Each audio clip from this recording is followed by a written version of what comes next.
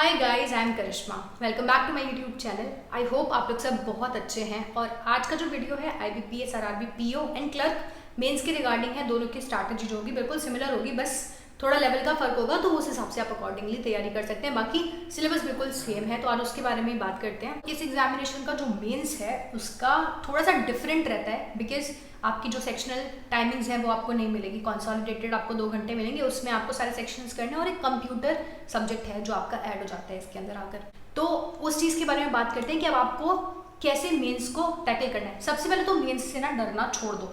ये जितना हुआ मार्केट में बना हुआ है ना मेंस के रिगार्डिंग कि मेंस तो इतना डिफिकल्ट आता है, डिफिकल्ट है ऑब्वियसली। अगर आप प्री देख रहे हो, प्री ऐसे लेवल का आ रहा है, तो आप कुछ एक्सपेक्ट नहीं कर सकते कि मेंस कैसा आएगा या क्या स्ट्रैटेजी सही स्ट्रैटेजी होगी। लेकिन आपको जो अपने स्ट्रेंथ्स हैं उसको पकड़ के तो आपको करना ही। देखो, सबसे पहले तो हम हमेशा ये सुनते आए हैं और बोलते भी आए हैं कि आप कंप्यूटर अच्छे से पढ़ो, GS अच्छे से पढ़ो, तो उसमें ज्यादा स्कोर करने की कोशिश करो, बिकॉज वो स्कोरिंग सब्जेक्ट है। बाकी जो और सब्जेक्ट है उसमें फिर टाइम लग सकता है। बट हमने रिसेंटली जितना ट्रेंड देखा है प्रीवियस एग्जामिनेशन में, उसमें ऐसा हुआ है कि आपका कंप्यूटर हो गया या फिर करंट अफेयर हो गया, वो भी बहुत हाई लेवल का है और उससे बेहतर बाकी सारे सेक्शंस हुए हैं। तो हमें जो स्ट्रैटेजी प्रिपेयर करनी है ना, हम किसी एक पर्टिकुलर सब्जेक्ट को लेकर स्ट्रैटेजी अब प्रिपेयर नहीं कर सकते। लेकिन क्या हम पढ़ना छोड़ थोड़ी ना देंगे। अगर हमें करंट अफेयर्स पढ़ने हैं तो हमें वो स्ट्रैटेजी मेंटेन अपने दिमाग में रखनी पड़ेगी कि हाँ, हमें जो इंग्लिश है या हिंदी है उससे अच्छा स्कोर करना है, हमें कंप्यूटर से अच्छा स्कोर करना है, GS में हमें अच्छा स्कोर करना है, सो दैट एक एग्रीगेट हमारे पास इतना अच्छा बन जाए कि उसके बाद जो हमारा कोई भी एक स्ट्रॉन्ग सेक्शन है, चाहे वो रीजनिंग का है, चाहे वो मैथमेटिक्स का है, उसमें एक अच्छा स्कोर हम करके कट ऑफ से काफ़ी ऊपर नंबर ले आए, ताकि हमें कोई स्ट्रेस ना बचे आगे इंटरव्यू का कि इंटरव्यू में मार्क्स कैसे आएंगे। और अगर क्लर्क का है तो डायरेक्टली हमारा सिलेक्शन हो जाए। ये जो स्ट्रैटेजी है इस पे खेलना पड़ता है, क्योंकि अभी आपको मेंस का कुछ भी नहीं पता है कि मेंस का लेवल क्या आने वाला है। तो हमें प्रिपेयर खुद को इस बेसिस के ऊपर करना है। फिर भी हमने कैसे कैसे सारी सब्जेक्ट्स की तैयारी करनी है, मैं आपको एक बार बात बता देती हूँ। सबसे पहले तो देखो, मॉक टेस्ट होता है। मॉक टेस्ट से बेटर कोई चीज़ है नहीं, क्योंकि आपको इसमें सेक्शनल टाइमिंग मिलने नहीं वाली है, तो आपको डिवाइड करना है टाइम। तो मॉक टेस्ट से आपको पता चलेगा कि एग्जैक्टली आपको कैसे टाइम डिवाइड करना है। तो उसका लिंक मैंने आपको डिस्क्रिप्शन में दिया है, प्रैक्टिस मॉक का। आप जाके उस लिंक से सबसे पहले तो फ्री का जो भी मॉक टेस्ट होगा वो अटेम्प्ट करो।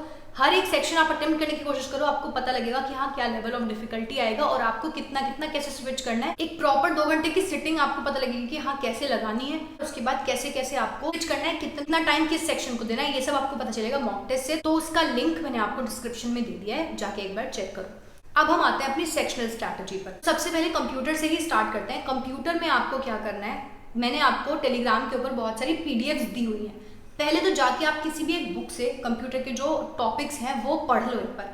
बहुत सिंपल है, बहुत सिंपल टाइप का आता है, तो आप एक बार पहले वो पूरी रीडिंग लगा लो। टेलीग्राम का लिंक डिस्क्रिप्शन में आपको मिल जाएगा। और उसके बाद वहाँ से रीडिंग लगाने के बाद आपको कंप्यूटर जो है सिर्फ और सिर्फ आपको MCQs के थ्रू रिवाइज करना है। जितने ज़्यादा MCQs आप करोगे उतनी ज़्यादा आपकी प्रैक्टिस होगी। आपको कहीं से भी मिलते हैं, मॉक टेस्ट से मिलते हैं, नॉर्मल कोई सर्च करोगे ना यूट्यूब पर या गूगल पर, वहाँ पर आपको MCQs मिल जाएंगे। एक मैं जैसे हमेशा बताती हूँ, एक साहिल चराहा सर है, उनका चैनल है यूट्यूब पर भी और उनका एक टेलीग्राम ग्रुप भी है, वो ज्वाइन कर लो। वहाँ पर जो भी MCQs के PDFs आए हुए हैं या उनके टेलीग्राम पर जो भी पड़े हुए हैं, यूट्यूब पर जो भी पढ़े हुए हैं, वो सब देख लो। और भी टीचर्स होंगे जो आप सर्च करोगे आपको तब मिलेंगे। इररिस्पेक्टिव ऑफ टीचर, आपको सिर्फ मटेरियल की जरूरत है। आप मटेरियल से MCQs पे MCQs करते रहो, आपकी काफ़ी अच्छी तैयारी वहीं से हो जाएगी। आई थिंक हर एस्पिरेंट वैसे ही करता है। जिन्होंने कभी कंप्यूटर नहीं पढ़ा, मैंने भी नहीं पढ़ा था, ऐसे थोड़ा बहुत नॉलेज है कंप्यूटर की, वो सब ऐसे ही करते हैं। और जितने भी आप लोग मोस्टली लोग होंगे जो BTech बैकग्राउंड से होंगे, आप लोगों को तो नॉलेज होगी ऑलरेडी, तो आप लोगों के लिए वो चीज़ बेनिफिट वहाँ पर देने वाली है। एक और चीज़, अंकुश लांबा सर ने ना अपने यूट्यूब पर भी इस तरह के वीडियोस छोटे छोटे डाले हुए हैं, जहाँ पर उन्होंने कंप्यूटर को समझाया है, कुछ कुछ टॉपिक्स को समझाया है। तो वो वाली चीज़ें भी आप देख सकते हो। यही मैं आपको बता रही हूँ बस कि जब आप एक्सप्लोर करना शुरू करोगे ना, आपको ढेरों सारी वीडियोस मिलेंगी। और अगर नहीं मिलता है ना कुछ भी, तो कमेंट से मुझे बता देना, मैं आपको वो लिंक वहाँ से शेयर कर दूंगी, तो आप आराम से जाकर वो चीज़ देख सकते हो अगर आपको नहीं मिलता है तो। उसके बाद हम अपने GS पर आते हैं। अब आपको करंट अफेयर्स वगैरह कहाँ से करना है। देखो, आप जिसको भी फॉलो कर रहे थे अब तक, आप किसी ना किसी को फॉलो कर रहे होगे। अगर आपने अब तक किसी को नहीं फॉलो किया है तो अब सही टाइम है कि सिर्फ आप PDFs ही पढ़ सकते हो। मंथली PDFs पढ़ो, पॉकेट PDF जो भी आती है अफेयर्स क्लाउड की, या आप जो भी बोल्ट लेना चाहते हो, अगर ओलिव बोर्ड का या अड्डा की पढ़ना चाहते हो, जिस भी PDFs को पढ़ रहे हो, मल्टीपल रिविजन्स करो उसके, ठीक है। और आपने शुरुआत कैसे करनी है, सबसे पहले तो आप ये टारगेट अपना बना के रखो कि अपना जो लेटेस्ट मंथ होगा आप उसको पढ़ो। उसके बाद एक पीछे जाओ, इस तरह से 4-5 महीने पढ़ लो, क्योंकि अगर आपने अभी शुरू किया तो आपके पास टाइम नहीं होगा। बट आप रेगुलरली अगर फॉलो कर रहे हो, प्रॉपरली आपने वीकली भी रिवाइज किया है और मंथली रिवाइज किया है, तो फिर आप 5 से 6 महीने का कम से कम लेकर चलो। लेकिन जो आपको बहुत अच्छे से रिवाइज करना है, वो लास्ट के जो 4 महीने हैं वो आपको बहुत ही अच्छे से रिवाइज करने हैं। और जब एग्जामिनेशन आपका है, उसके 5 दिन पहले तक का करंट अफेयर आपको प्रॉपरली रिवाइज करना है बहुत अच्छे से, क्योंकि मोस्टली अब जो रिसेंट ट्रेंड है वो यही है कि लास्ट के 1-2 दिन 3 दिन पहले का भी करंट अफेयर्स पूछ लेते हैं। तो आपको हर दिन करंट अफेयर्स के टच में रहना ही रहना है और इस तरह से आपको प्रॉपरली रिवाइज करना है। और करंट अफेयर्स के क्विजेस आपको जहां मिलते हैं या फिर आपको मैराथन सेशंस मिलते हैं यूट्यूब के ऊपर, अब बहुत होंगे। जैसे अब टाइम नजदीक आएगा, बहुत सारे मैराथन सेशंस होंगे। मैं कपिल काटपाल सर को फॉलो करती थी, तो वो मैराथन सेशन लेते थे और मैंने और भी बहुत सारे जितने भी लोग टीचर्स पढ़ाते थे करंट अफेयर्स, उनके मैराथन सेशंस देखे।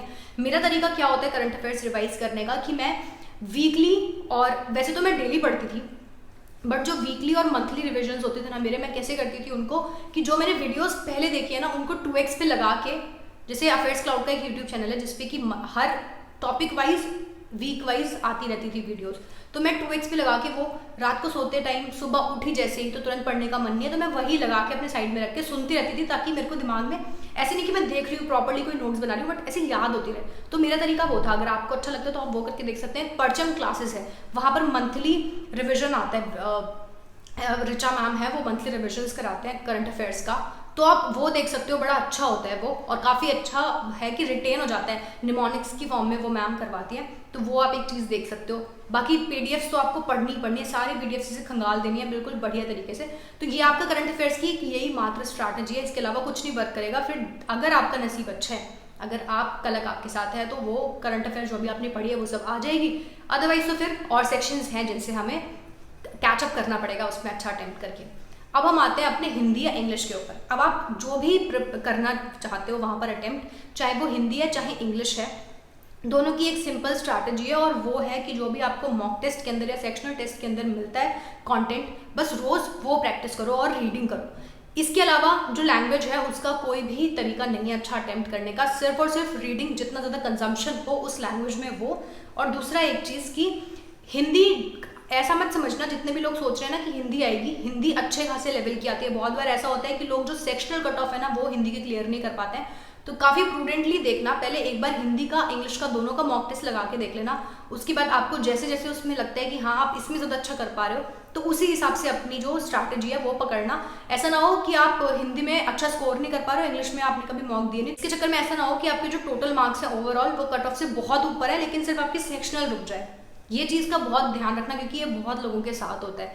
तो हिंदी और इंग्लिश का यही एक तरीका है। बाकी एक हर्षल अग्रवाल सर हैं, आप सब जानते होंगे ऑब्वियसली, लर्निंग कैप्सूल पे वो हिंदी का कंटेंट उन्होंने पहले बहुत डाला है। इस तरह के और भी यूट्यूब चैनल्स होंगे, जब आप सर्च करेंगे एक बार तो आपको मिलेगा। बस उनका वो कंटेंट उठा के आपको प्रैक्टिस करनी है, कैसे करवा रहे हैं क्या करवा रहे हैं उससे हमें फ़र्क नहीं पड़ता है। और जो मैंने आपको लिंक दिया है मॉक टेस्ट का, मॉक टेस्ट में आपको हिंदी इंग्लिश सेक्शन मिलेगा, उसमें से हिंदी भी डाल कर देखो आप अपना, और इंग्लिश भी कर देखो, और उसके बाद आप डिसाइड करो कि आपको किसके साथ आगे मूव फॉरवर्ड करना है। ठीक है, चलो ये हो गया आपका। नेक्स्ट हम आते हैं अपने रीजनिंग के ऊपर। रीजनिंग के लिए तो देखो क्या है, रीजनिंग में आपको ज़्यादा से ज़्यादा बस प्रैक्टिस करनी पड़ेगी, और हाई लेवल के क्वेश्चंस और जो कुछ न्यू पैटर्न्स जो आप अब तक आपने नहीं देखे होंगे, जैसे सिलोजिज्म का न्यू पैटर्न आता है, और आपकी एक क्रिटिकल रीजनिंग ऐड हो जाता है, वो आता है। मशीन इनपुट आउटपुट हो गया, या फिर कोडिंग डिकोडिंग के हाई लेवल के क्वेश्चंस हो गए, कुछ न्यू टाइप के पैटर्न के पजल्स हो गए, वो एक रहता है। लेकिन एक चीज मैं आपको बताऊं, जितना मैंने ऑब्जर्व किया है आरआरबी के पैटर्न को, लेवल ऑफ पजल्स है ना वो इतना डिफिकल्ट नहीं होता है, लेकिन कुछ कुछ पजल्स ऐसी आएंगी जो आप बहुत इजीली बना जाओगे। तो कोशिश करना कि ऐसे टॉपिक्स के अंदर आप ज़्यादा अच्छा स्कोर करो, ताकि आपका कॉन्फिडेंस भी बूस्ट होगा। मेंस इज ऑल अबाउट ना कॉन्फिडेंस एंड द एक्यूरेसी, और राइट टाइम पे राइट क्वेश्चंस पिक करना। अगर ये 3 चीज़ें आप सीख लोगे ना, आपका मेंस बहुत इजीली निकलेगा, और आपको ऐसा लगेगा कि अरे हम तो बेकार में डर रहे थे। ये राइट स्ट्रैटेजी है मेंस क्लियर करने की। तो बस वही कोशिश करना कि जो जो इजी टाइप के क्वेश्चंस आते हैं ना, छोटे छोटे वाले, 1-1, 2-2 नंबर वाले भी आएंगे, उनको पिक करके आपको पहले वो सॉल्व करने हैं। तो ये एक चीज़ हो गई। आपको कहाँ से करनी है, ये आपको अंकुश लांबा सर की यूट्यूब चैनल पे बहुत सारी मिलेगी। वर्चुअस नाम का यूट्यूब चैनल है, वहाँ पर बहुत भर भर के मिलेगा। लर्निंग कैप्सूल्स के ऊपर इतने नंबर ऑफ, चाहे वो क्वांट हो, चाहे रीजनिंग हो, चाहे हिंदी इंग्लिश हो, चाहे क्रिटिकल रीजनिंग हो, हर तरह के जो हाई लेवल के क्वेश्चंस हैं आपको वो मिलेंगे, वहाँ से वो सॉल्व करो, ठीक है। आपको अगर सोल्यूशन भी नहीं देखना है मत देखो, वीडियो पॉज करो, क्वेश्चन देखो, सॉल्व करो, अगर नहीं आता है तो सोल्यूशन देखो, ठीक है। उसके अलावा रीजनिंग के लिए स्मृति मैम है, उन्होंने बहुत सारा कंटेंट दिया हुआ है, स्टडी नीति नाम से आई थिंक यूट्यूब चैनल है। तो ऐसे करके ना मैं देखो टीचर्स तो बहुत सारे हैं, अड्डा है, बैंकिंग वाला है, इस तरह से बहुत सारे टीचर्स हैं, तो हर किसी का नाम तो नहीं गिनवाने जाएंगे। आप सिर्फ सर्च करो RRB PO mains high level questions, ऐसे करके आप जब सर्च करोगे ना तो इतने सारे आपको मिलेंगे इररिस्पेक्टिव ऑफ टीचर। बस उठाते रहो। आपकी स्ट्रैटेजी ये होनी चाहिए कि आप इतने नंबर ऑफ क्वेश्चंस और इतनी वीडियोस देख लो कि जब आप एक टाइम ऐसा आना चाहिए आपका कि जो वीडियोस हो ना उसमें क्वेश्चंस रिपीट होने लग जाए। इतने नंबर ऑफ क्वेश्चंस आप सॉल्व कर लो, उसके बाद देखो आपका कॉन्फिडेंस कहाँ जाता है, और उसके बाद आपके पास कुछ नई पैटर्न बचेगी नहीं, सब आपको आने लग जाएगा। अगर कुछ नया पैटर्न भी एग्जामिनेशन में आया आप आराम से निकाल दोगे, क्योंकि आपका कॉन्फिडेंस ही उस लेवल पर होगा, आपकी तैयारी उस लेवल पर होगी। ये आपका रीजनिंग हो गया। रीजनिंग के अंदर एक चीज़ याद रखना, जो एक लॉजिकल रीजनिंग के क्वेश्चंस आते हैं या फिर क्रिटिकल रीजनिंग के जो क्वेश्चंस आते हैं, उसके लिए मैंने एक पर्टिकुलर वीडियो बनाई है, जो मैं लिंक आपको डिस्क्रिप्शन में दे दूंगी। एम.के. पांडे नाम की एक बुक है, मैंने वो फॉलो की थी। अगर आप नहीं खरीदना चाहते हो तो आप एक काम करो, आपको ना ऐसे नॉर्मली तो बैंकिंग के लिए नहीं मिलेगी लॉजिकल रीजनिंग, क्रिटिकल रीजनिंग, आप कैट लेवल क्रिटिकल रीजनिंग डाल के कुछ क्वेश्चंस वहां से प्रैक्टिस करो तो आपको समझ आ जाएगा कि हाँ कैसे होते हैं। बाकी जो मॉक टेस्ट मैंने आपको बताया उसके अंदर आपको क्वेश्चंस मिलेंगे, तो आपको समझ आ जाएगा कि हाँ वो आपसे बन रहे हैं या नहीं बन रहे, या फिर क्योंकि वो थोड़े से ना आड़े टेढ़े होते हैं, जो आपको लगेगा ना इसका ये लॉजिक हो सकता है, वो तो होता ही नहीं है, कुछ और ही निकलता है। तो इसीलिए एक बार करके देख लेना, अगर सही लगता है तो ठीक है, उसको आगे परस्यू करना। जब भी मॉक टेस्ट के अंदर आए उसको स्किप मत करना, उसको करना जरूर एक बार, तो आपको एटलीस्ट पता चलेगा कि आपकी एक्यूरेसी कितनी जाती है उसके अंदर, आपसे बनते हैं नहीं बनते। और अगर नहीं बनते तो कोई बात नहीं, वो आप स्किप भी कर सकते हो, कोई प्रॉब्लम नहीं है, क्योंकि नेगेटिव नहीं करना है हमें। अगर प्रैक्टिस करने का टाइम है, अगर कर सकते हो तो प्रैक्टिस करो, जरूर करना है, स्किप मत करो। लेकिन अगर एग्जामिनेशन में आपको ऐसा लगता है कि हाँ मैंने जितने भी अभी तक अटेम्प्ट किए थे मेरे अच्छे नहीं आते थे, उसमें एग्जामिनेशन मेरा गलत ही होगा, तो छोड़ दो, फिर मत करो। अब आते हैं क्वांट के ऊपर। क्वांट में सबसे पहली बात तो ये, जिन लोगों का भी क्वांट वीक है, मुझे पता है बहुत सारे ऐसे लोग होते हैं जिन लोगों का क्वांट बहुत वीक होता है, ऐसे लोगों के लिए तो सिर्फ ये है कि बहुत सारे सेक्शंस मिलते हैं आपको जिसमें आप बहुत अच्छा स्कोर कर सकते हो। तो क्वांट इतना तो जरूर आएगा कि आप आराम से कट ऑफ क्लियर कर सकते हो, और इनफैक्ट कट ऑफ से 4, 5, 10 नंबर भी ऊपर लेकर आ सकते हो। तो इतना कर लेना सबसे पहले तो जाके कि क्वांट में कट ऑफ जितना मार्क्स कर लो, कट ऑफ कितना जाता है। नॉर्मली 5-6 नंबर से ऊपर कट ऑफ नहीं जाएगा, तो एक काम करना 10-12 नंबर का सेफ अटेम्प्ट कर लेना, 10-12 से ऊपर नहीं जाएगा बिल्कुल भी। 10-12 का आपने कर लिया, उसके बाद अब सारा का सारा आपका जो फोकस होगा वो डाल दो अपने बाकी सेक्शंस के ऊपर, ठीक है। लेकिन जो लोग अच्छे हैं क्वांट के अंदर, उनके लिए जो स्ट्रैटेजी है वो ये कि आपको अभी ना अरिथमेटिक के ऊपर अच्छा खासा ध्यान देना है, क्योंकि अरिथमेटिक काफ़ी अच्छा आता है। डेटा सफिशिएंसी आपसे पूछते हैं, क्वांटिटी बेस्ड क्वेश्चंस पूछते हैं, फिर अरिथमेटिक के डीआईज भी आ जाते हैं। तो अब आपको अरिथमेटिक पे अच्छा खासा फोकस करना है, और उसके लिए जो मैं आपको सजेस्ट करूंगी, एक तो आशीष अरोड़ा सर, बहुत अच्छा कंटेंट, दूसरा लर्निंग कैप्सूल्स, बिल्कुल इतना हाई लेवल, इतना रेलेवेंट आपको मिलेगा ना वहाँ पर, तो आप ये दोनों चैनल्स बिल्कुल आराम से करो फॉलो। और तीसरा एक अंकुश लांबा सर प्लस पे, तो जब मैंने अनअकैडमी लिया हुआ था, अनअकैडमी पे वो पढ़ाते थे प्लस पे, तो वो भी बहुत अच्छा जो लेवल है लेकर आते थे डीआईज का। बट अब मुझे पता नहीं, तो ये जितना भी मैं बोल रही हूँ ना, आपको ये सारे अरिथमेटिक करने हैं और फिर डीआईज करने हैं, और मॉक टेस्ट में जितने मिलते हैं वो तो आपको करने हैं, क्योंकि उन सब से आप कहीं सर्च करने की जरूरत नहीं पड़ती, डायरेक्टली आपको मॉक टेस्ट में मिल जाते हैं। तो मॉक टेस्ट में जितने भी आपका आएगा मॉक टेस्ट का क्वेश्चंस, वो आपको वहां से सॉल्व करने हैं। तो ये आपकी प्रॉपर स्ट्रैटेजी होगी, कहाँ से सारे सोर्सेज, सारे टीचर्स, किस तरह से करना है, मैंने सब बता दिया। लेकिन कोई ऐसा पर्टिकुलर सेक्शन है आपका जिसमें आप बहुत अच्छा स्कोर नहीं कर पा रहे हो, तो आपके पास बहुत अच्छा चांस है, क्योंकि यहाँ आपको टाइम बांध कर नहीं रख रहा कि आपको आधा घंटा तो लगाना ही लगाना है। नहीं, अगर आपको नहीं आ रहा है वो वाला टॉपिक, सिर्फ इतना कर लो उसको कि आपका सेक्शनल निकल जाए, उसके बाद आओ और जो आपकी स्ट्रेंथ है उसमें maximum number of questions attempt कर लो। सही आपका इस एग्जामिनेशन में ये चीज़ जिसने सीख ली, अपने फेवर में उसको एडवांटेज को यूज़ करना जिसने सीख लिया, वो आराम से इस एग्जामिनेशन को निकाल के ले जाएगा। कट ऑफ से को हमेशा यही दिमाग में रखना है कि कट ऑफ से कम 15 से 20 नंबर मुझे ऊपर लेकर आने हैं। अगर इतने नंबर ऊपर आ गए तो फिर आपका सिलेक्शन कुछ भी नहीं रोक सकता, इंटरव्यू भी आपका सिलेक्शन नहीं रोक पाएगा। So with that I am going to end this video. I hope कि आपको हेल्प करी होगी इस स्ट्रैटेजी ने। कोई भी प्रॉब्लम आ रही है किसी भी पर्टिकुलर टॉपिक से रिलेटेड, किसी भी चीज़ से रिलेटेड, आप मुझे कमेंट कर सकते हो, मैं आपको हेल्प कर दूंगी। टिल देन अपना ध्यान रखो और पढ़ते रहो। चलो। बाय।